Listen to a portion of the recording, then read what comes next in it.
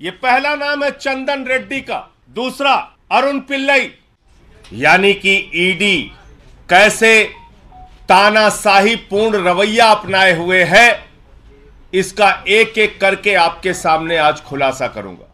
बेटी को धमकी, पत्नी को धमकी, बूढ़े मां बाप को धमकी, मारना, पीटना, प्रताड़ित करना और उसके बाद जबरन बयान लेना। एक व्यक्ति को कहा गया, तेरी बेटी कॉलेज कैसे जाएगी हम देखेंगे, जैसा हम कहते हैं वैसा लिख, वरना तेरे परिवार का वो अंजाम करेंगे तू कहीं मुंह दिखाने लायक नहीं रहेगा।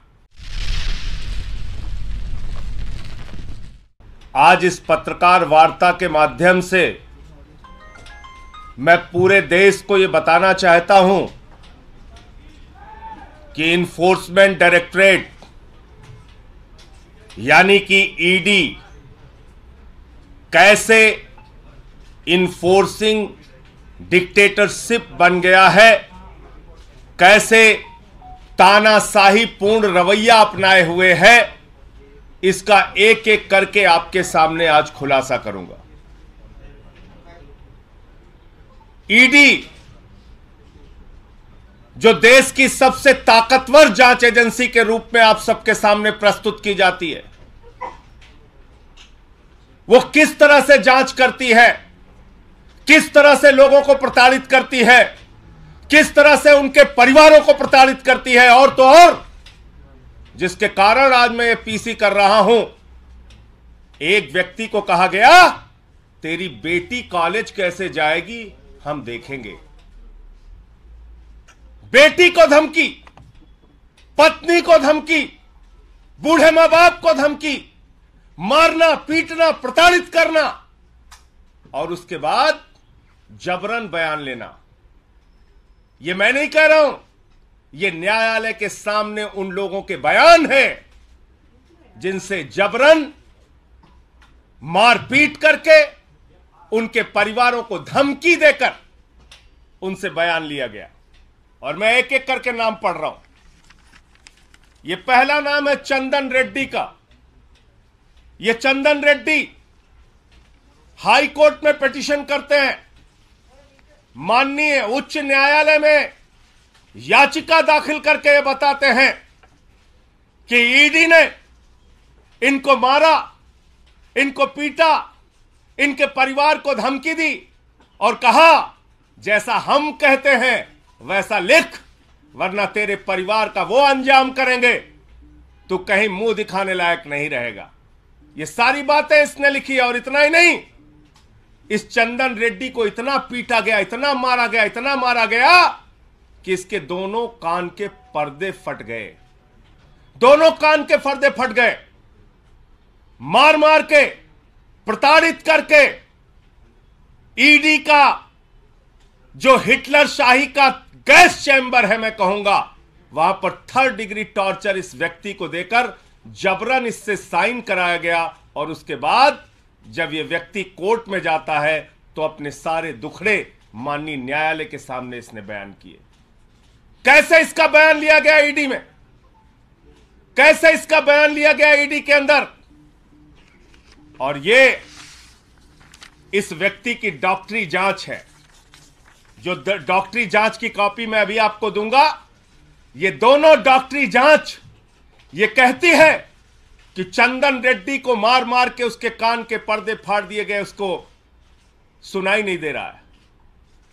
ये डॉक्टरी की जांच आपको देता हूं। ऐसे कर रही ईडी इन्वेस्टिगेशन। पहला आदमी चंदन रेड्डी, दूसरा अरुण पिल्लई। अरुण पिल्लई वो शख्स है जिसकी पत्नी को, बेटी को, परिवार को धमकाया गया, डराया गया। ईडी ने बयान लिया और बयान लेने के बाद यह शख्स कहता है, न्यायालय में लिखकर देता है, माननीय न्यायालय के सामने कहता है, मुझसे जबरन झूठा बयान ईडी ने लिया, मुझसे जबरन झूठा बयान ईडी ने लिया।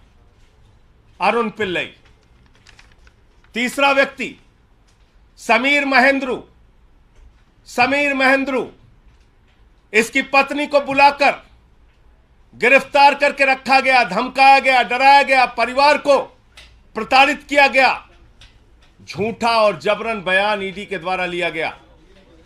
ईडी ने झूठा और जबरन बयान समीर महेंद्रू से लिया और इसने किसी और के सामने नहीं, माननीय न्यायालय के सामने समीर महेंद्रू ने लिख कर दिया कि जज साहब, हमसे तो जबरन झूठा बयान लिया गया। समीर महेंद्रू। तीसरा नाम, चौथा नाम भूषण बेलगावी। इस व्यक्ति से भी ईडी ने प्रताड़ित करके झूठा जबरन बयान लिया और इसने किसी और को नहीं, जज साहब को जाके कहा, न्यायाधीश महोदय, माननीय न्यायालय, हमारी रक्षा कीजिए, हमसे ईडी ने झूठा जबरन गलत बयान लिया। पांचवा नाम मनस्विनी प्रभु ने। इससे भी ईडी ने जबरन झूठा जबरदस्ती का बयान लिया और बाद में इसने भी न्यायालय को लिख के दिया, किसी और को नहीं, ध्यान दीजिएगा मेरी बात को, माननीय न्यायालय को लिख कर दिया कि न्यायाधीश महोदय, जज साहब, मुझसे ईडी वालों ने जबरन झूठा जबरदस्ती प्रताड़ित करके बयान लिया। बहुत अच्छा है। अब देश की, भारत की संसद की, पार्लियामेंट की विशेषाधिकार समिति के सामने जिसने मुझे नोटिस दिया है, ये सारे विषय और मामले मैं रखूंगा और इन सारे अधिकारियों को वहां बुलाने के लिए बोलूंगा कि इन सबको बुलाया जाए और पूछा जाए कि हाई कोर्ट से लेके और न्यायालयों में जो इनके खिलाफ शिकायतें की गई हैं, उसके तथ्य, उसकी सच्चाई, उसकी हकीकत